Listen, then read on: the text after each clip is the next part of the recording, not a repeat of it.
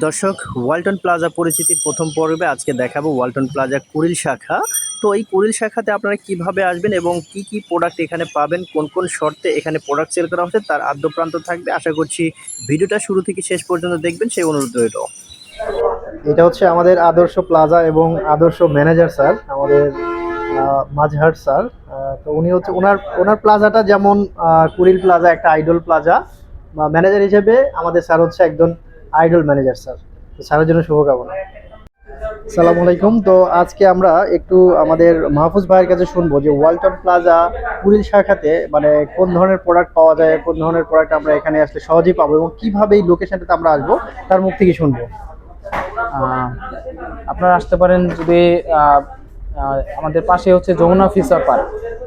এটার যে 2 নম্বর গেট আছে, গাড়ি এন্ট্রি হয়, এই গাড়ি এন্ট্রি গেটের ঠিক পাশের বিল্ডিংটাই হচ্ছে আমাদের ওয়ালটন প্লাজা।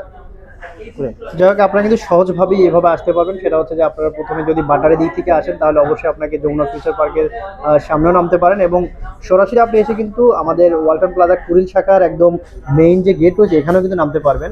আমি সহজ করে দিচ্ছি, শুধুমাত্র যমুনা ফিউচার পার্ক থেকে 250 থেকে 300 মিটার উত্তরে অবস্থিত আমাদের ওয়ালটন প্লাজা কুড়িল।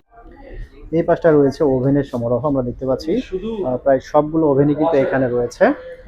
এই পাশটায় আমাদের রয়েছে কিছু স্মার্ট ফ্রিজের কালেকশন রয়েছে।